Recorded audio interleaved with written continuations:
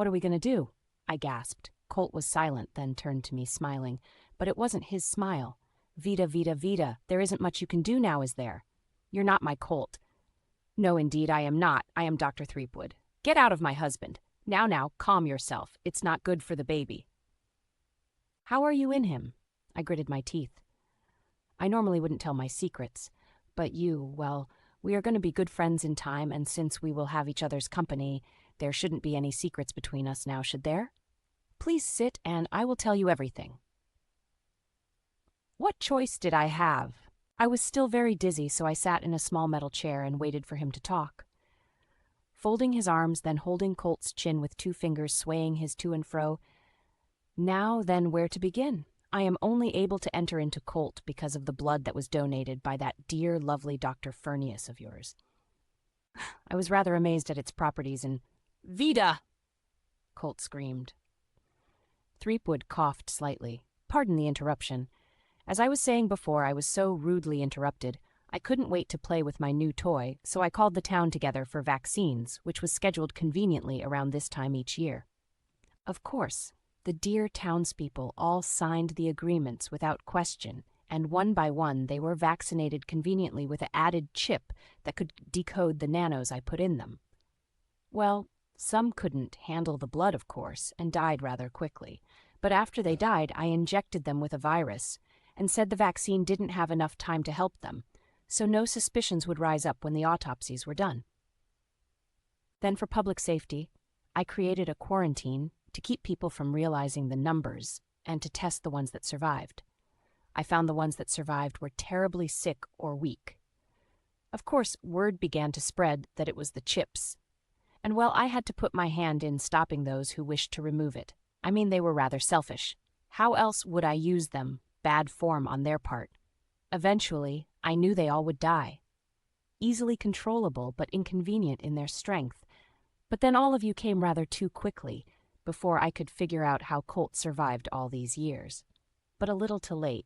Henry's body and memories have given me the answer. But you were right on my algorithms and, well, changing the progression of my plans. Of course, the townspeople would never agree to harming others, but by adding some rager to a dying body and causing starvation sensations as the last memories, well, they were easy enough to control fully and no longer capable of feeling weak.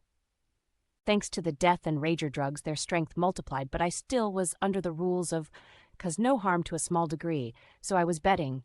Vida, will you kindly wait, but thank you for the reminder. Threepwood rolled Colt's eyes in irritation. Nevertheless, there were 2 in the town, a girl named Celia, and you met her mother, Olivia. Over there, well, they must have some lion's blood in them, not pure, but it was enough for Olivia to fight off my attempts to enter her, and as for her daughter, I had very little control of her, and Colt here is very hard to hold on to.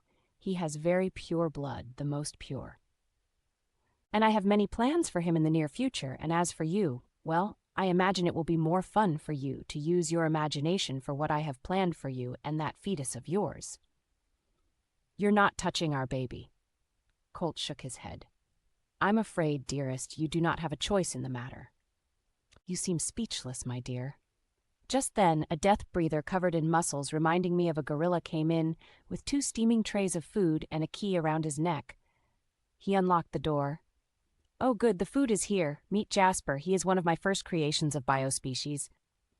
Unfortunately, the attempt still left him dead, but he works himself to the bone to make up for his downfalls. Get it works to the bone.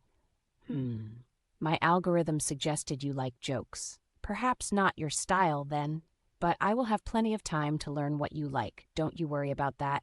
You must keep up your strength. And you don't have to worry, it's not drugged in any way. I do hope you like goose. Thank you, slipped out of my mouth before I realized. Oh, it's so nice to see young folk with manners. Threepwood snickered. The death breather put the trays down in front of me, as Threepwood patted his back as he left the cell. Thank you, Jasper. Fine work. They are marvelous workers, really more compliant than ever. It's just the inconvenience of the rot, but I guess I'll just have to make more. It's so hard to keep good help these days, always having to create more.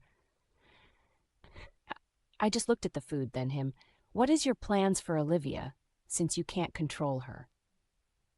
Ah, Don't spoil the surprise that will be revealed tomorrow. Now Colt is getting irritated with me. I bet he is always this way when he's hungry. I'll let him go so you can enjoy each other's company." With that, he was gone. "Snowfeather." Colt grabbed me. Did I hurt you?" He was looking me over. "No, of course not." I stood hugging him as he began to shake like he was in shock. I hadn't noticed, but he had been sweating profusely.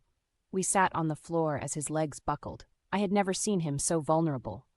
"Shh." I held his head to my chest, rubbing his soaked hair back. "It's okay. Just rest, shh." It wasn't long before he was asleep. He slept and slept. Olivia was never returned to her cell. I looked around, but there were no windows. I couldn't tell night from day here, but I was still so tired. Colt finally awoke, and he didn't want to talk for a while. I tried to get him to eat, but he seemed like he couldn't look me in the eyes. I knew I needed to eat, and so I did. Colt finally picked at his plate, but ended up sliding it to my plate as I had emptied mine. I hadn't realized how hungry I actually was. "Are you okay, Colt?" I asked finally. "How can I be?" "It's not your fault. We can figure a way out. We always do." "I hope so."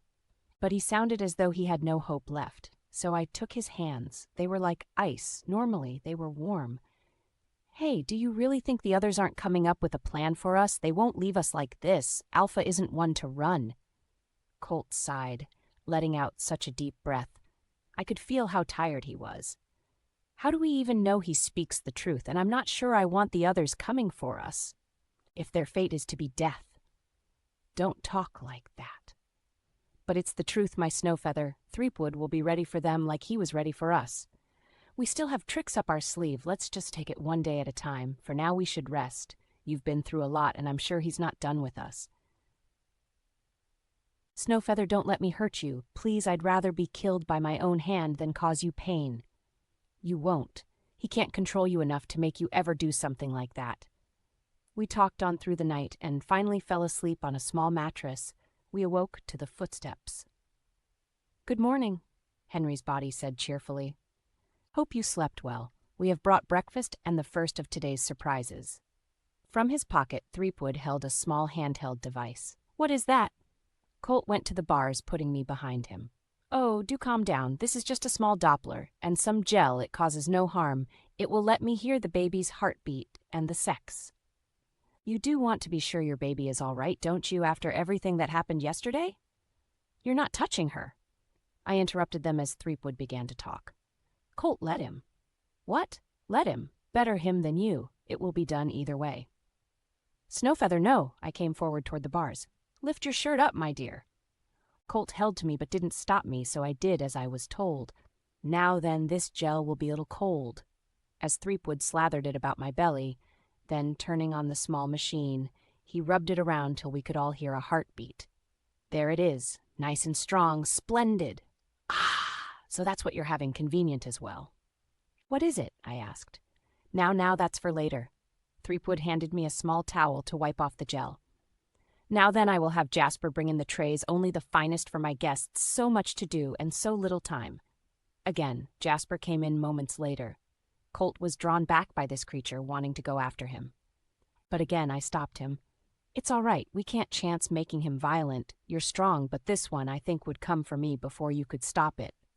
As Jasper laid the dishes down of toast, eggs, and bacon with oranges, I said thank you again before realizing it again.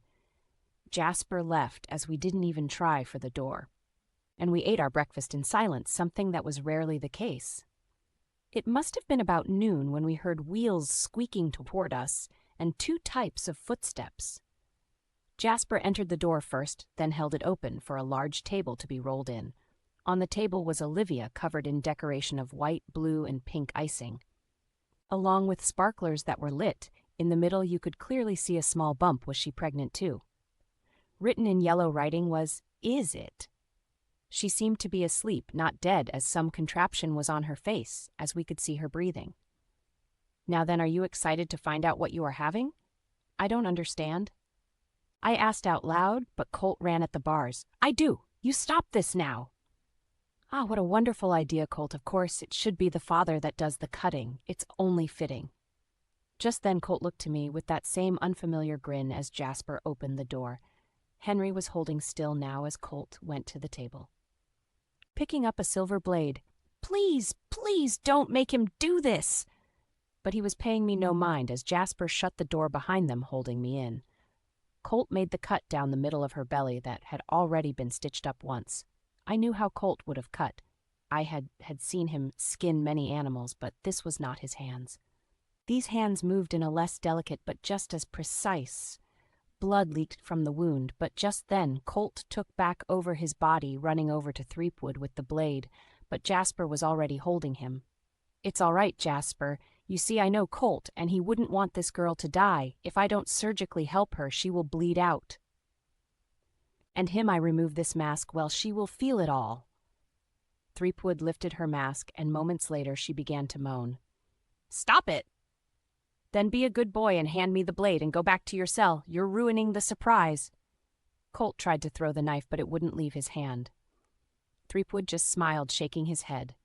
Colt laid the blade down on the clean table and went back to our cell.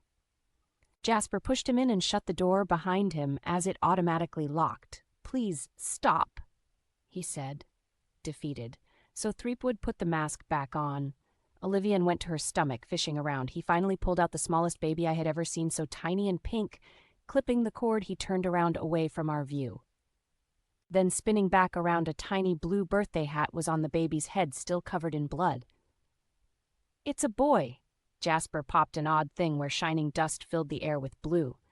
Threepwood made Henry's body smile as we looked to the child, worried. "Oh, don't worry, it's not a baby. It's just a 23-week-old fetus." The mother had come to the town with her family to find out if her baby would genetically have the same problems as her daughter, and all signs led to it being so Olivia here. He pinched her cheek, still while holding the slow-moving child, about almost slinging it to and fro as he talked. She decided it was best to take no chances and to sign over an abortion procedure to be done so the child wouldn't be born in pain, and so it hasn't. "Please give me the baby," I asked, calm as I could. Threepwood seemed puzzled. "Whatever for dear, it cannot survive outside the womb. You can do nothing for it. It's not even a human at this age." "Just the same, can I please have it?" "Your hormones must be through the charts." "Well, I can't have you stressing, so here, take it." Threepwood shoved it through the bars to my hands. I took the stupid hat off the child's head, removing some small shining blue paper from its arm and head. Then Colt took off his jacket. As I put the small child to my chest, it was so small it couldn't even cry. Tears welled up in my eyes and down my cheeks as I sat in the chair holding it to me. I could feel every small movement, just like the one I was carrying within me, and I was so frightened for my unborn child. Dr. Threepwood was already sewing up Olivia. "Vita, don't worry, she will still have more children to come for me, so don't be so downhearted. When you're done playing with that thing, hand it to Jasper. I will send a contradictory dinner later on in the day, and congrats again on your baby boy. Isn't just amazing, the miracle of life?" It never gets old to me. Children are real blessings, come Olivia. As he rolled her backward out of the room while Jasper stayed, Colt came to me holding the child in his jacket, taking the baby's hand that fit on his pinky's fingertip. "Have you ever seen something so perfect, so small?" I asked. "Never." Colt's voice cracked tears he could no longer hide. "He needs a name, and being the circumstances, it should be given now." The baby was already slowing, though I could feel its warmth. "You choose," I whispered, not able to manage any louder. Colt's voice still cracking. "Stolas seems like a fine name as any."